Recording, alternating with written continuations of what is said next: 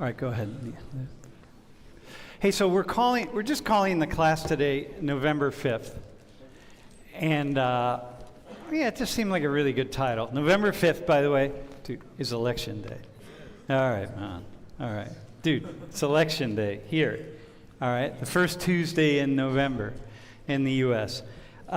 So here's go to the next slide. Here's a question that people commonly ask about the presidential election. Who are you voting for? Right? Is it Kamala Harris, Donald Trump? Who is it you're going to vote for? Okay? And can I jump in? Should we introduce these folks first, or should we wait? Go ahead, Sam. You do you. Whichever one it is. Whatever it is. Why don't we introduce you? Go ahead. Hello guys, my name is Nasser Al-Shamri. I am from Saudi Arabia, and I'm a junior studying supply chain management. And you will not be voting in the elections? No. All right, all right. He's very You hear serious. that, everybody? No voting frog going on here. All right. You can just leave the mic turned on. Push it up. Hi, my name is Jade. I'm from the Cleveland area of Ohio, and I'm a freshman studying cybersecurity. Hi, I'm Christina. I'm from Barbados, and I'm a second semester sophomore in IST. Hi everyone, I'm Princeton. Yep. And A little closer. Oh, yep, that better? I'm Princeton. I'm a fifth year in chemical engineering. I'm from Allentown, Pennsylvania, and I am voting in this year's election. Okay, so the three of you are voting, right? You're voting too. Are you, you have dual citizenship? Okay, all right. Hey, so can I say yep. what I was going to say? Yep. Ironically, when we ask this question, who are you voting for, which is the question that we actually want to ask and think about a lot, I think by the end of this class, we want to show at least that question isn't something that an individual answer can suffice with. In other words, there's a lot more going on when a person votes and makes a choice than their own thought about that, right? It sort of goes back to what you all, I think, have talked about with how free are your choices. But the point is, it's funny that we're like, oh, you're voting. We're gonna like, ooh, who are they gonna vote for? And that answer is so much bigger, which is what we're gonna show. yeah, we're going to talk about how sociology plays into your individual decision making. Okay, so why don't we go? Let us show you some slides here. Okay, and we're going to use these slides to get you to think. Actually, Wait, hang we on. want everyone to be thinking about this. Yeah, yeah. Go ahead. Go to the first slide. So now, what these are, what you're going to see, are slides of maps. They're county maps. Each little square that you see in the states across the U.S., they represent the counties, and the squares represent whether the county went red or went blue, meaning that the majority of people in that county voted for Republicans, red, or Democrats, blue. So, And wait a second before you keep going. yeah, Many of us have the opinion that this election and recent elections have divided us really profoundly to the point that plenty of families can't talk to each other. Plenty of friends can't talk to each other. I've heard people say, I will never speak to that person who's my next door neighbor with that sign out in front of their house.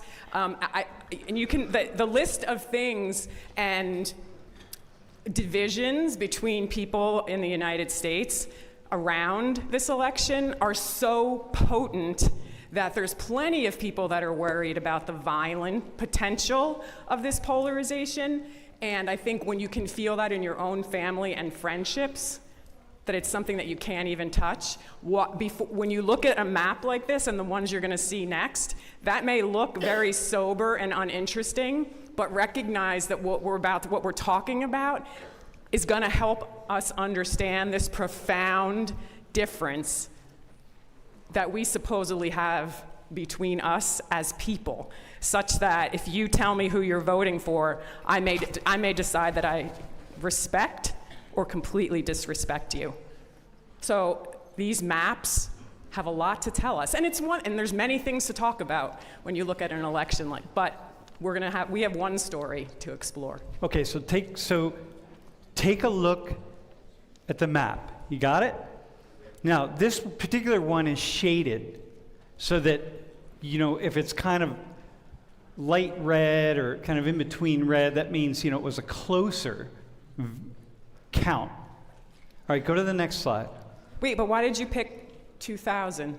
Why do we care about? We just started at 2000. We didn't. That's not true.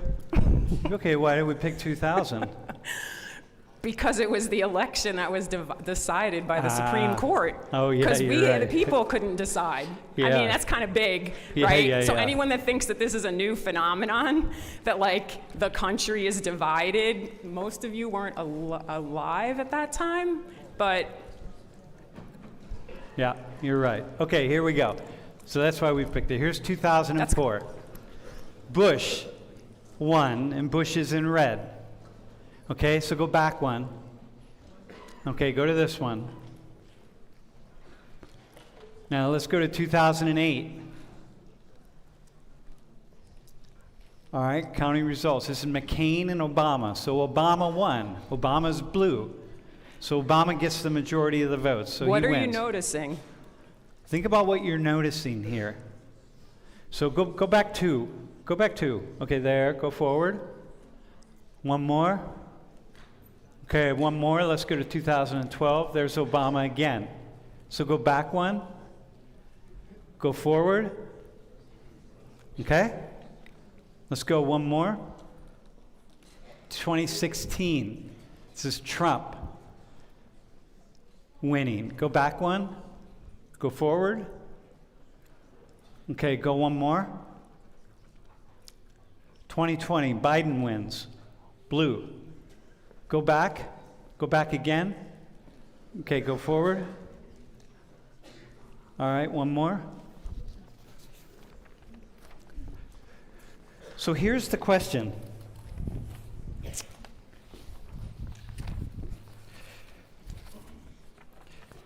What are you guys seeing? What do the maps tell you? What are the maps telling you? Think about what Lori said about divisions, or whatever you want to say. What are the maps telling you? What are you noticing? Anything at all? It seems to be like red states or red counties continuously vote red, whereas blue counties or blue states can go back and forth based on the candidate. Uh-huh. Okay, so red continues to vote red, blue continues to vote blue. That's not what you said. You said blue, there was something more dynamic you thought you saw? Yeah, blue seems to go back and forth, like especially with the bottom tip of Texas. It was all blue in the beginning of 2000, and now it's like half blue. Okay, Princeton. In terms of looking at the areas of everything, there's not a lot of blue, but there's a lot of Democratic wins. Yeah. So that was something else that I noticed. Wait, And hold the then mic really close, my friend. Okay. You know what you could do? That's good? Put your thumb right here. Right. Yep. Okay. So for all the blue wins, there's not a lot of area that's blue, and the one time with Trump winning, there was an overwhelming amount of red. Okay. What's funny about Trump being there's so much red is that he didn't even win the popular election. He only won the electoral college, which is kind of feels like it's almost disproportionate when it shows, because the blue is a lot of big cities, so it's a lot of population in one area. Christina, you were going to say something? Yeah. I mean, they already said it. Yeah, that's what I was. What was the particular thing that you were noticing? Yeah, I was just gonna say, to the naked eye, to people that don't know much about how U.S. election works. I know, this was me a couple of years ago. like it looks like Republicans have like won the country, but we've seen that it varies. But yeah. So it looks like they win the country because you see so much red, but it's about population density and so on, right? How about Nasser? How about you? Do you see anything? As like someone who's like outside of this country, it seems like every year the red is gonna win. So it's like slightly confusing, and like why is there like so many counties in every state? It feels like too much happening. So much, can you say that one more time? So many Like- counties and Yeah. So like every state has put your mic up. like each state has like so many like small squares. So it seems confusing. Like why is there like every So do you understand that those are just counties? yeah. And so what's the confusion? Like why is it like so divided? Like it should be like bigger counties. Like in my opinion, I think that's what Okay. I see. Yeah. So when you look at it like this, it seems particularly divided. Yeah, it seems Yeah. confusing. Yeah. Huh. So how about this? I mean, I have this question. How much of a choice? So when you think about, Can you, before you go to that, I feel like there's more to say. yeah, what else? I'm Yeah. curious. Yeah, go ahead. I'm just Yeah. curious if anybody else is seeing anything. Yeah, what's somebody this? else seeing? Like, what do you see here? 'Cause And the reason that we're asking over and over is because whenever you look at data, there's lots of things to see, and different people see different parts, and that's important. So that's why we keep asking. There is a lot to see in this. Go ahead. I feel like most of the blue, it's centered around, what's the word? It's centered around large cities. So like the coast of like Southern California, Portland, Oregon, and Maine, and then like Vermont, New York City, Chicago, Atlanta, stuff like that. What is that saying to you? People tend to be more liberal in large cities, Okay. I would say. Or more democratic, or more likely to vote Democratic. Yeah, more likely to vote Democratic. Okay. What else? Somebody else. Coming off of that, not just that people tend to vote more Democratic, but who? Anyone else have something? Yeah. Go to Gavin first.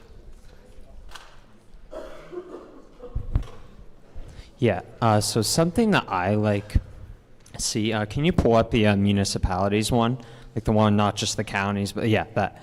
So something really interesting to me is that the South is predominantly is an area of the country that predominantly votes Republican. But as you can see on that map, and this one's better because it shows every municipality, right? You can see that line of blue. Right, and now over in the Southwest, right, in north of Phoenix, where it's predominantly rural, you have this big swath of blue, right? And if you go through these maps, you can see that is a trend throughout the past few elections, right? That there's that line in the South that kind of bends, and then that area of ruralness in the Southwest that is predominantly votes blue, right? So I think that's interesting. Given that, and I do know I do know the history of why, or at least a good understanding of why those two areas in specific But vote let's not, the way they do. Yeah, I don't want to. Don't go into that. Though. I All right. figured. Gotcha. All right, D, you have. Yeah, D has a question. And if anybody else has something here, because Did somebody over here have something they wanted to say? I can come with the mic. Okay. You sure? So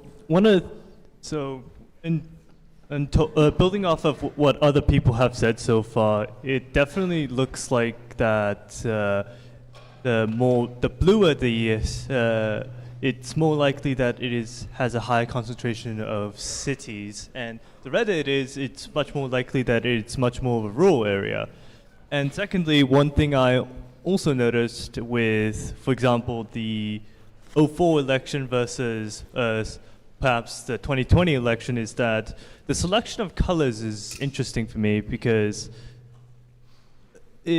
some of the color choices very specific, makes it harder for you to tell what the percentage of the voter base is compared to some others. So it feels like there is some attempt to hide or exaggerate certain points of data compared to the others.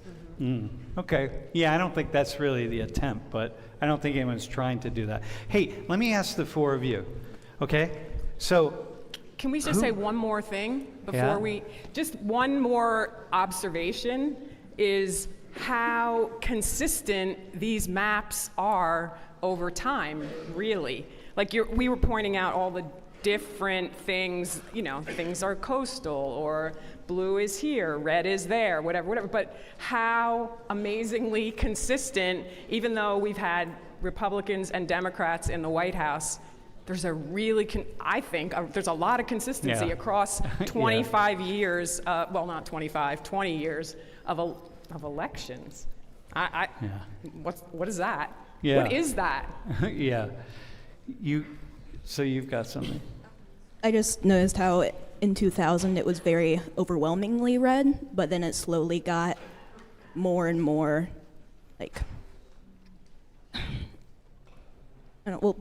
divided, like you were saying. People kind of start switching sides in a lot of areas. Or the areas start changing. Yeah. So, So listen, so I want to ask the four of you. So who are people voting for? Who are they voting for? You look at these slides, there's a lesson here, so think like sociologists. Who are they voting for? I think they're almost voting for their pride. They don't want to go back and forth, and they say oh, I'm a Republican. They don't want to go back and have to explain. Hold the mic Put it close. right Sorry, I don't. They don't want when people vote one party, it's almost like their pride is instilled in that party, and they don't want to be caught going back and forth. Okay. So I vote Republican, or some people say vote blue no matter who. Hang on, Jade. This is only for the president, right? So how are you seeing that? Just where are you getting that sense? Yeah, you're in it, you're standing in it. They say I know blue. They say vote blue no matter who. It's because they just align with the party rather than the person. I see. Okay, got it. I see what So you're look, saying. so think about the candidates, right? Can you go back really fast? Go with 2000 and 2000.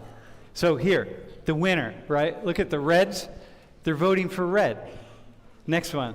The Reds are mostly voting for red, and Blue's voting for blue. Mostly. There's some switch back and forth, but understand the vast majority of people are voting for the same party over and over and over again. Keep going. The same party. So it's what you said. People are voting for their party. So now, can we go back to the initial question I asked? Who are you going to vote for? Are you going to vote for Trump? Or are you going to vote for Harris? When I asked someone that question, I'd say, you going to vote for Trump or are you going to vote for Harris? That's not the right question. It seems like from these maps, that's not the question. So what's the question? What's the question that we should be asking? Therefore. Do you vote Democrat or Republican? Exactly. Yeah. Do you agree with that, Christina? Do you think that's the question, or how do you see that? Oh, absolutely.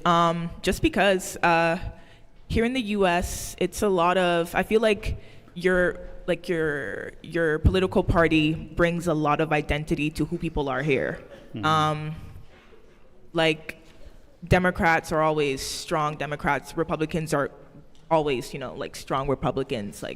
I just feel like it's so different here to see how voting really brings a sense of literal cultural identity to people to that extent, I guess. Mm-hmm. Mm-hmm. Would you agree with that, Princeton, or disagree, or something else?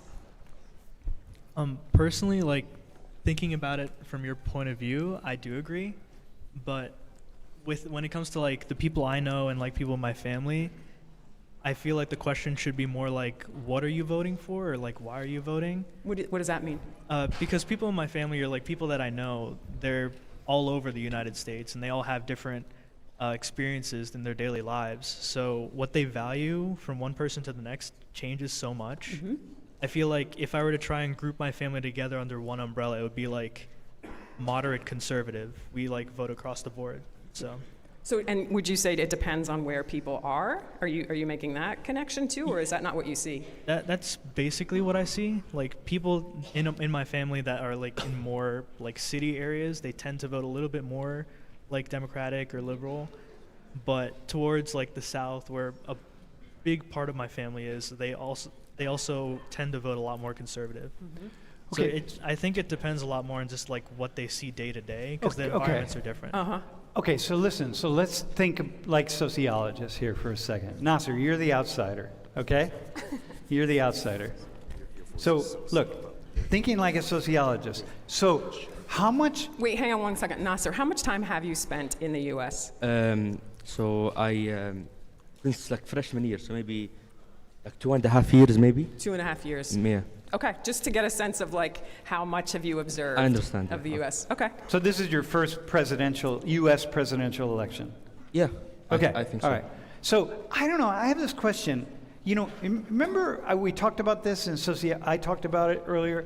You know, and Lori alluded to this. It's like we all want to have this idea that we're free and we're making free decisions, and we're deciding on these things. So people that are voting for Trump are voting for Trump because they want to vote for Trump, and the people that are voting for Harris are going to vote for Harris because they want to vote for her. And so the question becomes, what's really motivating people? In like honesty, I don't spend like too much time with like American people, so I don't know too much about them. But from what I see, I think the media has like a lot to like do with it. Yeah. So for example, even on my like YouTube ads, I see like 2 ads right after each other, and one is all for Harris and one is all for Trump. So I don't even know like what motivates people. You know, it's But yeah. but that's for you, right? Yeah, because But you know, I don't- you get the 2 ads. Most people, if they're in the U.S., they're not getting 2 different ads. They're getting 1 ad. Okay. They have Yeah. decided because like, it's what it they is. watch. It's what they. Uh-huh. Okay, makes sense. Uh-huh. Mm. So I just think it's pretty fascinating that I hear so many people talking about, saying the question, how could you possibly vote for that person? And how could you possibly vote for that person? As if it's about the candidates. So if it isn't about the candidates, and let's just even say for a second that it's about conservative and liberal, right? Somebody said more progressive on the coast or in certain areas, right? Or cities. So what is it that would make someone in a city or in a coastal area more liberal, and what would make people in the other areas, the middle of the country, more conservative? Like, what do we think are the things that they think or see or encounter that would make that the case? What is it? Christina's got something.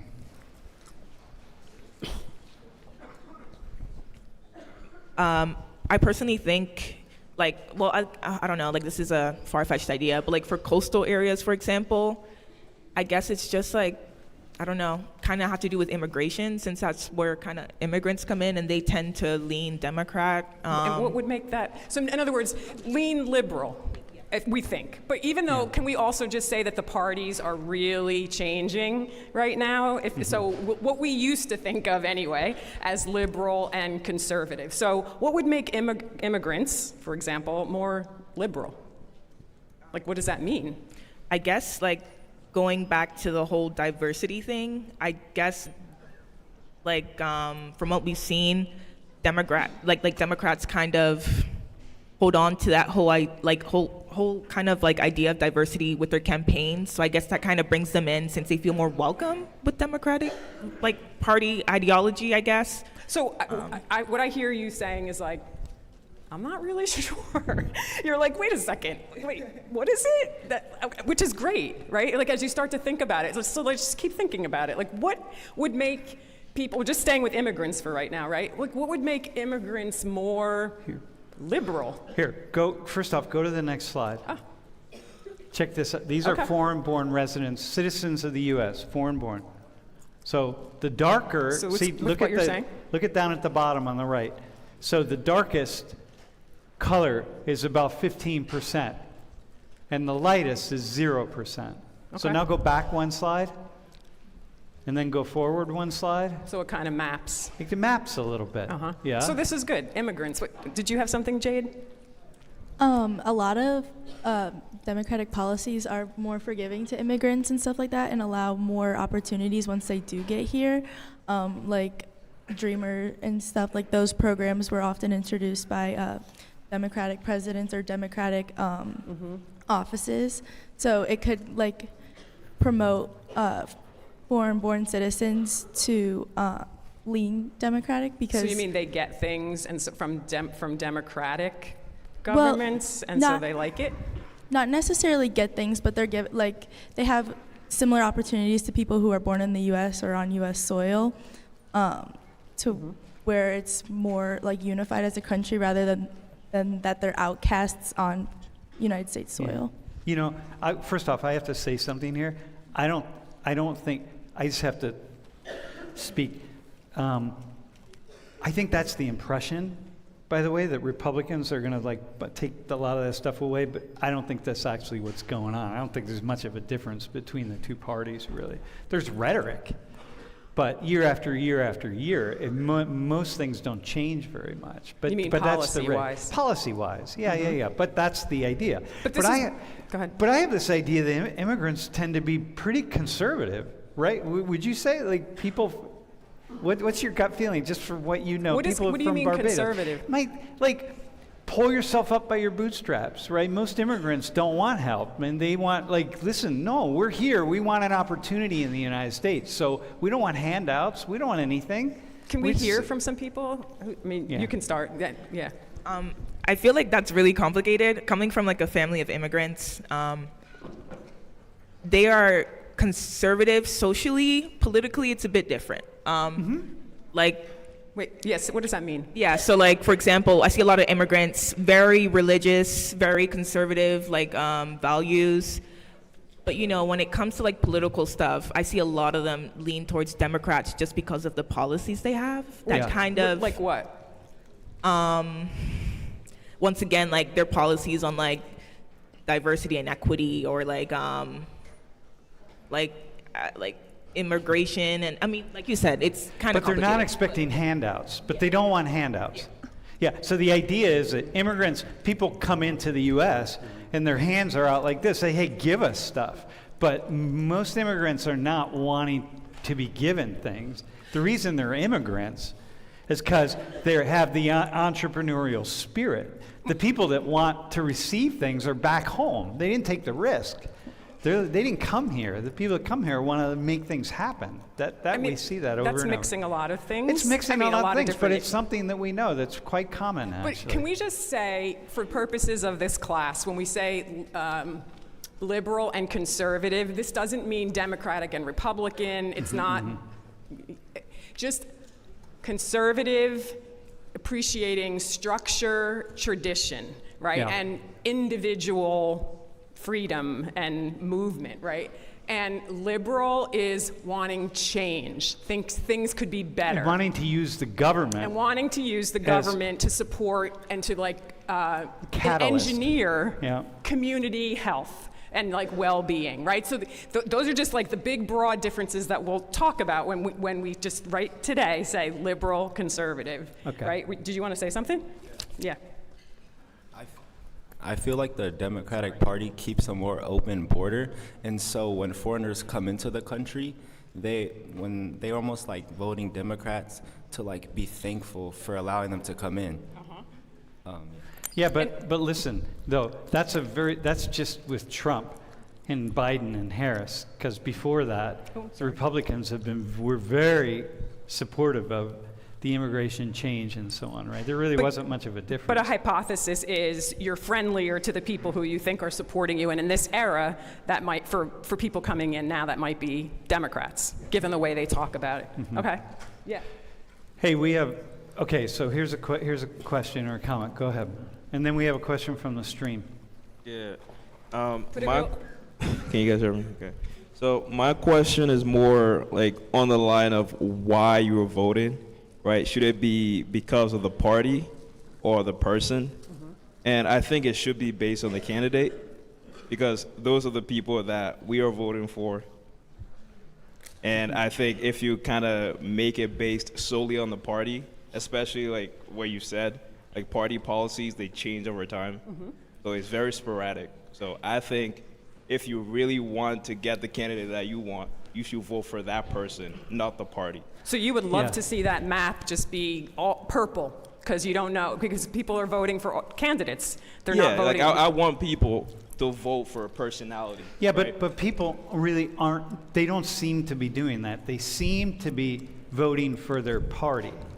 Like you're from Cleveland Guardians, Penn State Nittany Lions, right? And you're going to be Nittany Lions just because you're randomly at Penn State. So people just do the party thing. So it doesn't seem like it really much matters who the person is. I think if we want to get better, that's something Okay. we can definitely look at, to get better at, because the people that are actually campaigning, those are the people that we should look at, Yeah, right? Because those people at the end of the day make the party policy. Yeah, it would seem to be the case. Yeah, like you just said with Trump right. and Here- all these people, they're changing the party policies as Yeah. time goes on. So And if yet you that's a just- question, right? Is the party shaping the president, or is the president shaping the party? Or, Exactly. Right? Yeah, Right. so- I mean, it's way more complicated than what we're Okay, what we're saying. we have a question from the stream. Okay. From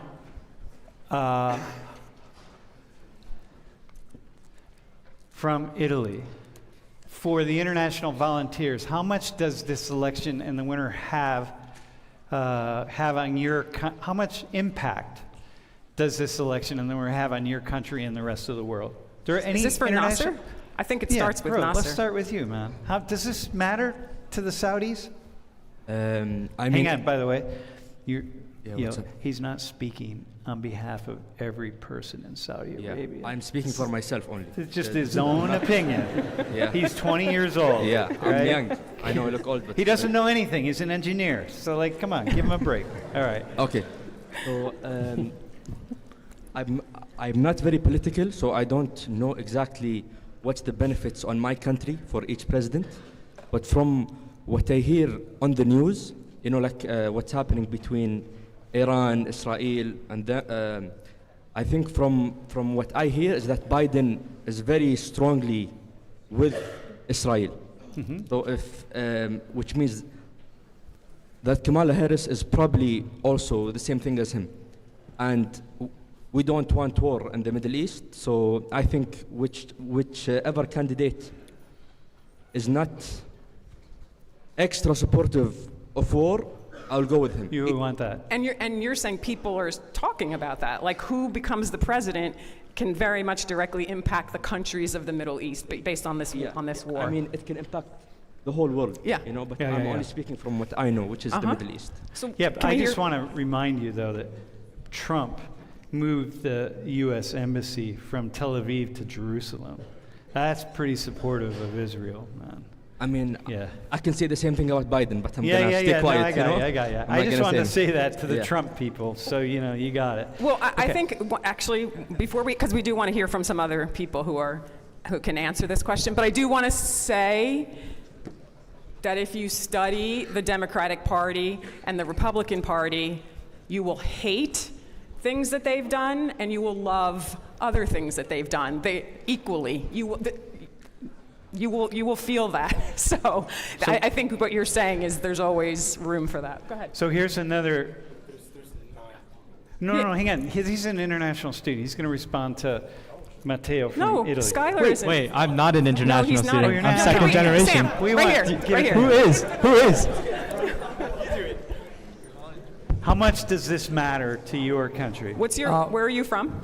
I'm from India. India. Okay, so like what this guy, Nasir, right? Your name is? What you brought up about war, can we all agree there's like one president who just like, on average, is like not for war, and he's usually the one that's like the peacekeeper of the world?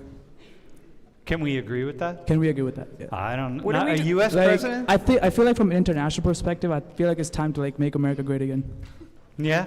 So you feel like do you feel like there's always one of the candidates who is more for peace? No, not always, but I feel like for this election coming up, I Yeah. feel like there is one particular candidate that is more for peace than the other. All right. So wait, but you haven't answered the question yet. The one about the impact on your country. on India. Of Usually, okay, for like India, it's more like it's more neutral always towards like world peace and anything that's going on in the world. So it's not like outside factors don't really like affect it. It doesn't like lean one way or towards another. it doesn't matter then, you're saying? Yeah, not really. Okay. Because India is too busy dealing with Kashmir and Amen, Pakistan brother. and- yeah. All right, I got you. Wait, India. Sam, follow. Go ahead. Yep. Someone has the mic? Yo, so Wait, can you say where you are? 'Cause I can't. I'm like right in front of you. I'm waving my hand. I'm in the lower bowl. Stand up, bro. Stand up. Thank you. So this is kind of like something we were talking about earlier, but I still feel like it's kind of relevant. So we operate in America with like a two-party system, but I feel like there's a lot more nuance to that because those two parties are made up of like hundreds of coalitions. Yeah. So even if you say like you vote red or you're conservative or Republican, there's like hundreds of micro decisions that Yep. are impacted by that. So I feel like those maps also don't really give a full story. Yep. Because a lot of those regions, like earlier we were talking about why certain people in certain places vote certain ways. Well, they might not agree with every conservative value that the red party votes for. Exactly. Yeah. But like they're But voting. they have two choices. We have 330 million people have two choices. Right, Of right. course, there's no nuance to that. Like, Yeah. That's exactly, absolutely. Yeah, so I feel like that's something you kind of have to like stop and like address as well. And yet, no matter what you think or what anybody else thinks, all the nuances that they have, the complicated ideas, you get to pick one or the other. You don't get to do that nuance. You don't. You don't Right. just say, oh, I like this coalition, but not that one, right? Yeah. Like, we're stuck with this. I mean, Yeah. that's a great point. But wait, we still are, we have the other question, the stream question. No, we if you- do. Well- But bro, listen, I want to just really support what you're saying because I think it's really, really important. It's kind of like this class. If you tune in to our Wednesday afternoon office hours, where I'm just taking questions from the stream and I'm just talking and I'm giving nuance and I'm going all over the place with my thoughts, you would be like, wow, we don't hear any of this stuff in the classroom, right? But it's what's actually but it's what's here, right? And so this is what you're saying. I Yeah, mean, it's a really really, important. really important idea. That's a cool Definitely. idea. No, that's actually one of the reasons to show those maps, right? Because it really makes that point very stark. Hey, we have Who another else? question from the stream. Can we just do it from down under in Australia, Mike? Why are Democrats okay with Harris if they didn't pick her as their candidate in the primary? Oh man, hang on. Is there just someone who will answer chicken pork adobo? Really, someone who's a really strong Democratic candidate? Wait, hang on. Are you a heavy Democrat, bro? Can you just? Do you not Thanks, love dude. watching him run around? Yeah. Kyuhyun, this is great. Hello. I love this workout. So hang on, can we make sure we get him on camera, stream team? So you're responding to chicken pork adobo. Yeah. Harris, we picked her, she's on the ticket is how I view it. She was on the ticket, she has all the campaign funds. So she was picked in the primary with Biden. Biden stepped down and then all of the rest of the campaign money and everything went over to her. So she was still picked.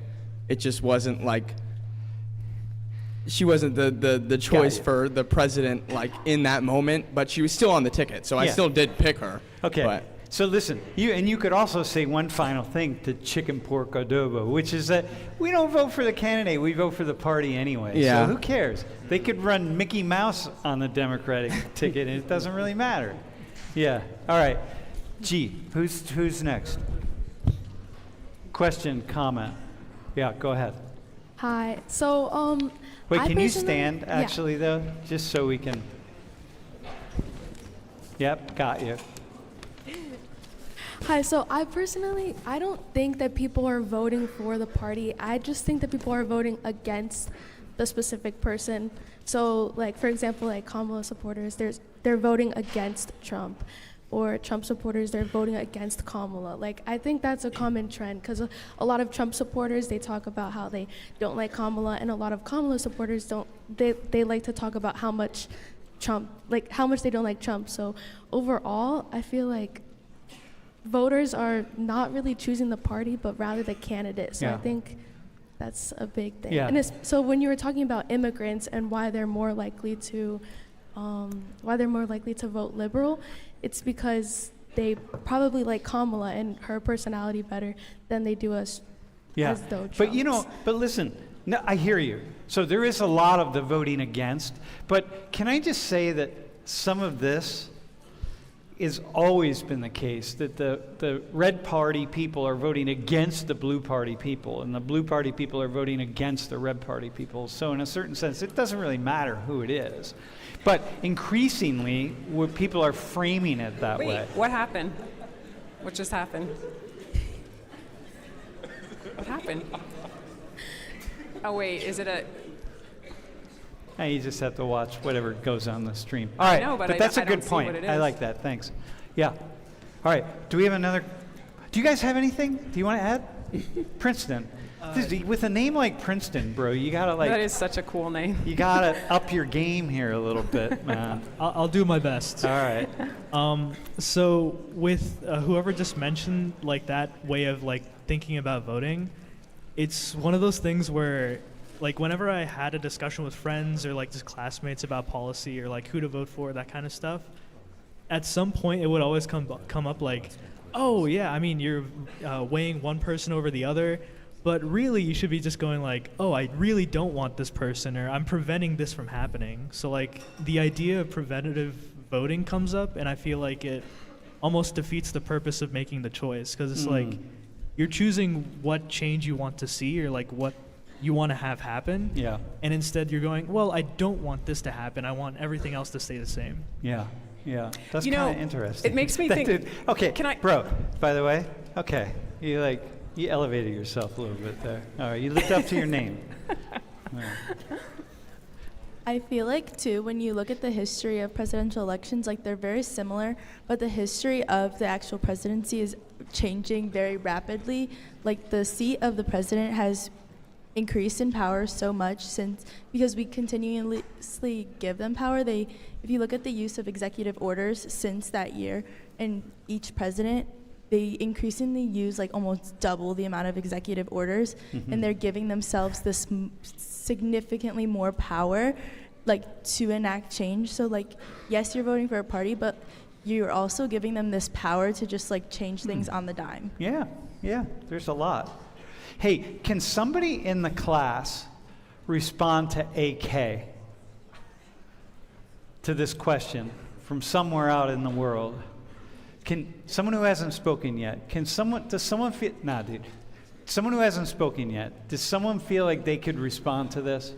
Can you summarize what that question means to you? Yeah, it's like, look, how much, when we look at these maps, we think, how much is education level, open-mindedness part of this? That certain people in larger metropolitan areas are perceived to be more open-minded, more educated. Those two things go together? More progressive. Yeah, well, they don't, if you have a PhD, they don't. But in people's minds, they're perceived to be. They're perceived to go together. You get more education, you're more open-minded, you're living in a metropolitan area, you're young, you're hopping, you're like, okay, I got it, I'm progressive, I have this vision forward. I think that is so untrue. First of all, can I just make that I was statement? trying to get someone in the no, class to say I want it. someone to. Wait, you want to get Yeah, I'm trying to get someone in the class who might weigh in on that. and say it's not true? Well, I don't. Let's I see don't what think they that's say. true, by the way. Okay, but, now but you wait, just- but wait. I want to hear some people respond to it. But I think that in the United States, at least, or maybe it's global, we think that if you're formally educated, you're more open-minded. I Yeah. think we think that, and Yeah. I don't think that's true. And I'm just going to put that out there for someone right. to respond to. All right. There's a lot of red people who watch the stream. So on behalf of Social 119, thank you for saying that. Right? All right. Do you have a response to this? Yeah. I think it kind of factors in a good bit. I mean, if you think about like the places that typically do vote blue, it is like around like colleges, and I'm not sure if education level necessarily actually has to do with that kind of stuff, but I mean, policies for students typically do kind of lean towards blue, so maybe it's that. But I don't know, I mean, everybody can vote different ways. It just seems like education level and stuff does tend to factor into it if you just look at the maps. Okay, I like that. But can I just tell you how it is in here? I haven't asked yet, we haven't taken a poll, but in here, generally speaking, in Social 119, year after year, 25% of the people in here are gonna lean red, 25% are gonna lean blue, and 50% are gonna be somewhere in the middle. So at least of the people voting in here, about half of the people in this class are going to vote for Trump. And about half the people in this class are going to vote for Harris. I can predict that. We can ask after the election and see. But, this is kind of how it's going to be. So that goes with Lori Ling, what you just said. It's like, yeah. Hey, I'm not, okay. Can we not, just not go, really. can you go forward to another slide here? Go back to our slide. Go to the slideshow. I want to show you guys something. Can we go to this slide right here? The next slide, that one. Can I ask a question Yeah. just in the meantime before you go to that? I'm sorry I don't know the name of the person who brought up the part about the nuance. What's your name? Brad? Brett. Okay, Brett. And I think most of us could agree that it's true that voting for either one or the other does not represent the nuance that we all feel and know, and even in fact agree with something on this side of the aisle versus that side of the aisle. Why? It's a why question. But why do we continue, or what makes us continue to use this singular vote against each other? I will say, to keep us so painfully divided when we know that it's sort of like a no-win situation because we can't vote for what we really believe in, because there's no nuance. Can one of you answer that question? Like, how could we allow this to divide us when it's one or the other? And Christina, it do you have doesn't an serve answer any to of that? us. I feel like you would have an answer to that. And then this is a good time for Frank's question, but go ahead.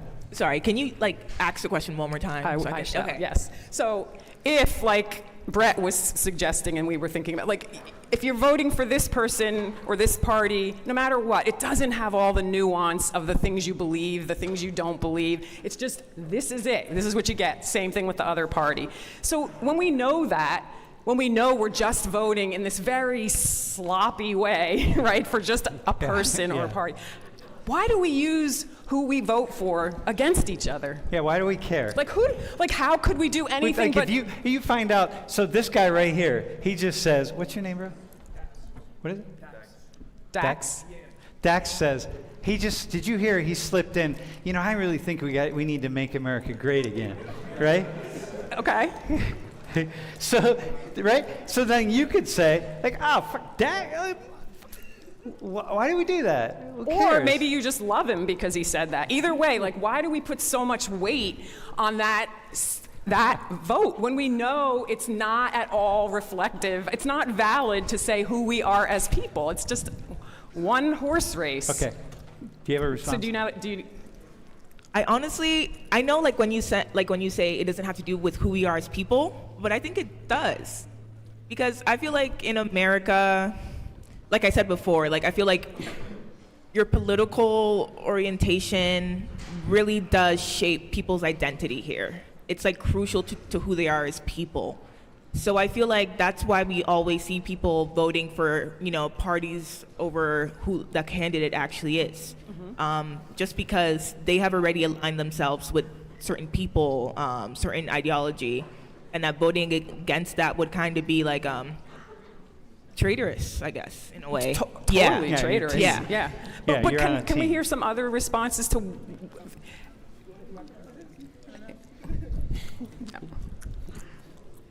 You understood the question that I was trying to ask? Repeat it. Yeah. So No, it's like if I vote for person X, right? And we all know that person X does not reflect all the things that I think and care about. It's not person Y. Why would you still use that against me? And why do we use that against each other when we know it's imperfect?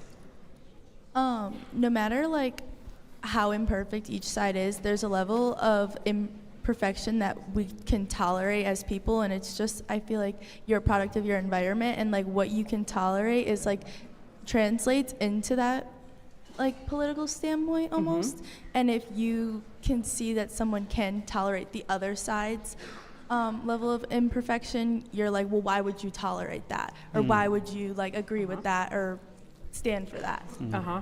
So it's following from what Christina said. Hey, does someone have can we? No, can we just? Wait. Go ahead, man.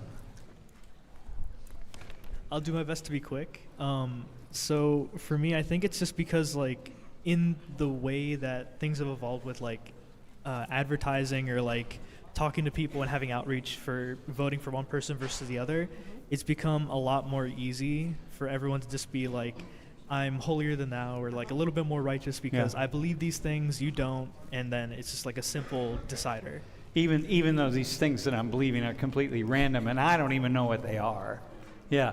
Hey, Frank, you have a question you wanted to ask. Wait a second. Can I?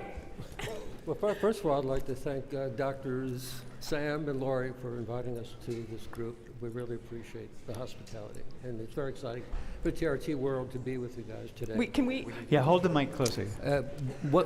Can you? I hope you heard part Frank, of can that you say anyhow. that again, just really close? Yeah, like this, like that? Okay, Yeah, I was yeah. quickly thanking Sam and Laurie for inviting us to their class, and TRT is very grateful for you to have you here with us today and on the air eventually. I wanted to follow up, first of all, one of the things that Sam was talking about, which was he was forecasting who's going to vote for who. Just out of curiosity, hands. How many people in this room believe that Donald Trump will be elected? Believe he will be elected. Believe he Now will you're be gonna elected. vote for him. Whether or not How you're many voting. people? Put your hand up. So Wait, raise your hands really high if you think he's going to be elected. Huh. All right. All right. Hey, can you get a shot, Nish? Can you get a shot of the class, please? Yeah. That's, What does that even mean? Whoever thinks Donald Trump is going to get elected, All right, put go your ahead. hands up. Wait. All right. Yeah, that's interesting. I'll put my hand up too, because I. So wait, can you ask the Kamala question too? Yeah. And how many of you believe that Kamala Harris will be elected in November? So it's the same number of people. Wait, and the rest of you who didn't raise your hands, what are you, just not believing anything? All right. Okay. So Frank, what's your question that you wanted to ask? That's so crazy. Yeah. What does that mean? The question I You know what originally had mean? was. Wait. The question I originally had was, has Sam. the divisiveness in the politics in the United States affected you adversely leading into this election in November? How has it affected your life, the divisive politics that we've seen up until now going into November? Can you ask that one more time, Frank? Yeah. This is a really good question. Yeah. Well, one more time. How has the divisive politics that we've been seeing on the road and all over the United States and demonstrations on the campuses, how has this affected your life leading up to the election in November? And has it and will it affect the way you vote? Yeah. The divisiveness of the election, how has that affected you and maybe the way you vote? Does anyone want to respond to that? Right here. Yep. Sam, I got one here. I can answer that pretty well as my Keep family. it really close. I can answer that pretty well as my family is from Jersey. They lean a little liberal. My friends and myself lean more conservative. So I'm stuck in the middle. Do I follow my family? Do I follow my friends and what I believe? But I think it comes down to humans are creatures of habit. So they'll vote with their tribe. Wherever you're from, it's where you're going to vote for. So if you're from a conservative area, you're going to vote conservative. If you're from a liberal area, you're going to vote liberal. But again, this is why I don't think a two-party system really works, because you're channeled into two different areas, and the other people, so you make them different, which causes, it's easier to make a decision and to not think of them as smart, or you can, dismiss what they have to say. But it's stressful to pick between the two of them and the media around it. It's stressful to pick because you want to make the right decision for yourself, you want to make the right decision for your fellow man, you want to make the right decision for your family, and what one person needs are not yours, and what one person wants is not what you want. So it's a stressful choice to make, but it's an important one that everyone should, if you're able to, make. And like Sam said, how 50% are in the middle. I'm stuck in the middle too. I still don't know the right answer. Dude, that's fair. That's good. Do we have one more response to Frank's question, Lori? Yeah, I think we should. right. I can't see who. Yeah. Go ahead. Hello.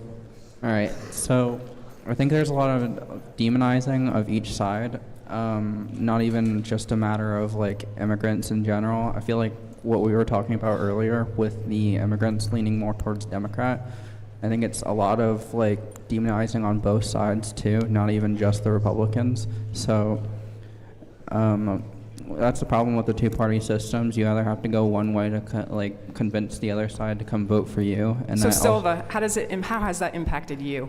As a progressive person, I have been kind of alienated from like liberal type services.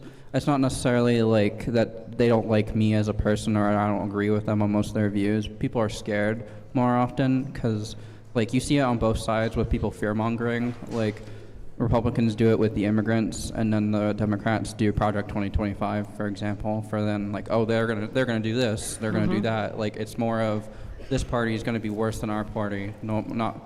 To me, at least, it's more of we deserve your vote because we suck less. Almost. Yeah. We suck less. Hey, can we I want to show the class this slide here really fast. Izzy, can you put it up?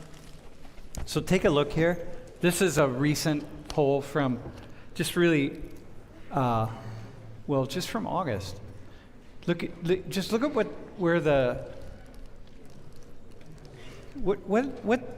what, for those of you down in the front, what jumps out?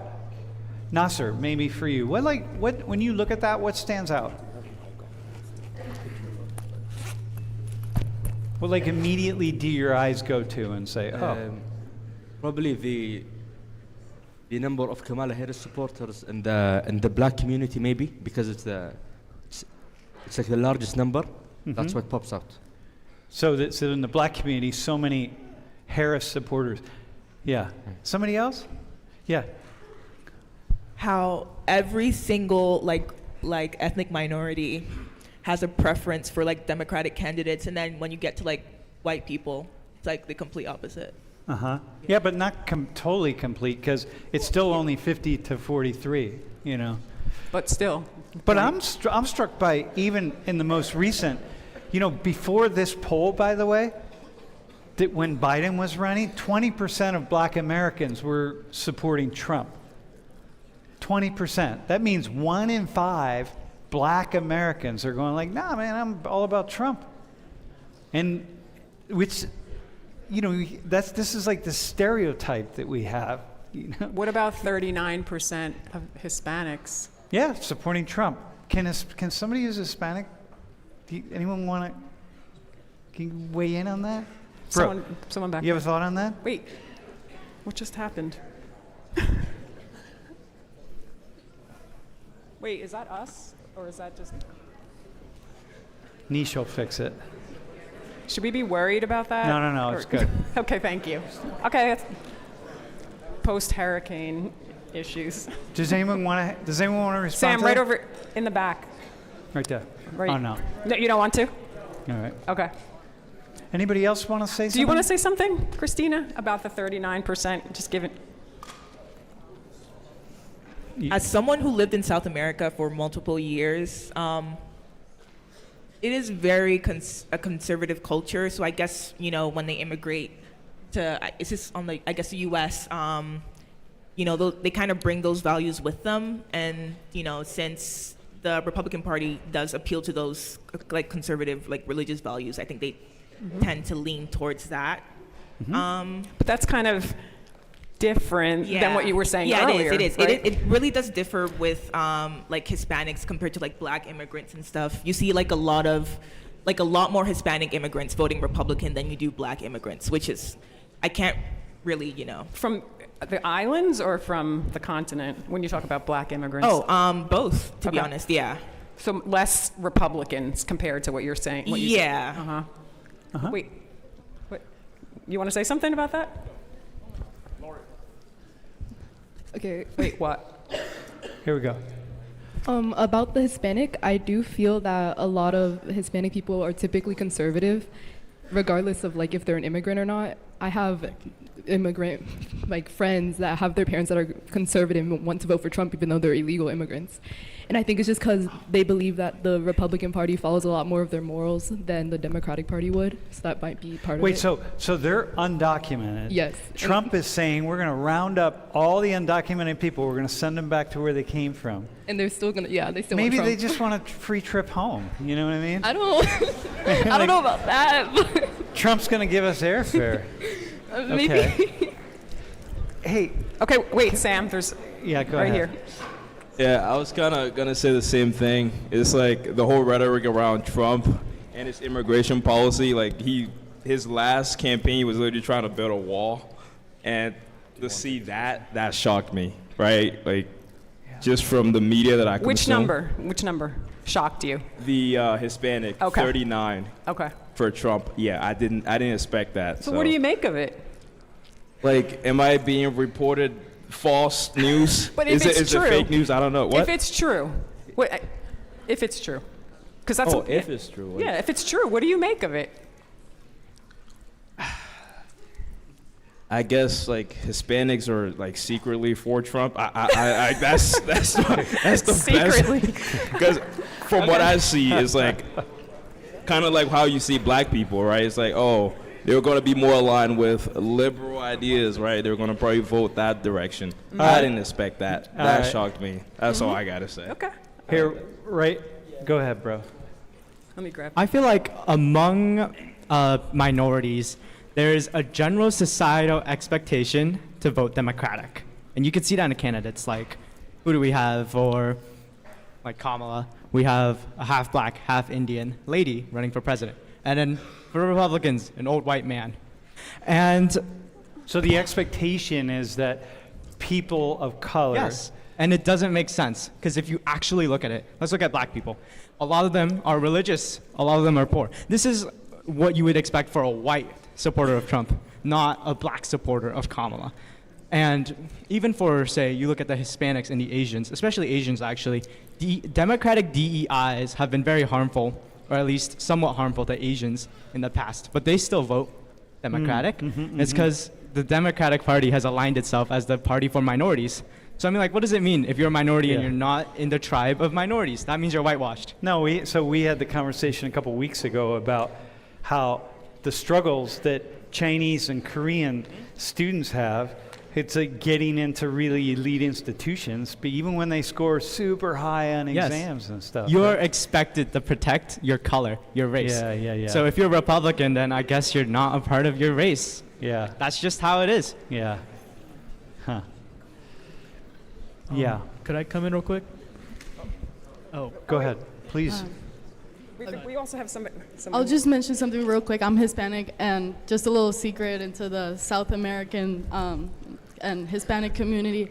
They're actually a lot more racist than you would think. I'm being serious. I'm being serious. You would ask people from South America flat out, "Are you racist?" And they will say yes. So What do they mean when they say? They are for Trump because they agree with his rhetoric. So like they don't like. You can ask like. Someone from Mexican, they're like, "Oh yeah, get the Mexicans out of here," even though they're Mexican themselves. Yeah. No, we tend to see that. By the way, I don't think you were equating Trump's rhetoric with Trump's racism. That's like two separate things, right? Well, Trump Rhetoric says a is lot one of thing. Yeah, well, Trump says a lot of racist things. He says things that could easily be construed they could be construed in many, many different ways, and racist is one of them. Yeah. But they like a lot of Hispanics are more racist than they would like to even admit for themselves. All right. So, Hey, listen, we have to. Thanks for coming. Thanks for coming. Yeah.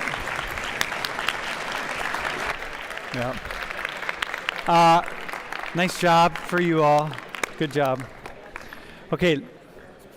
Listen, remember, take the quiz. Remember, next Tuesday, you're watching from home, and next Thursday, you're back in the classroom. You'll get an email from Julie about that. Okay?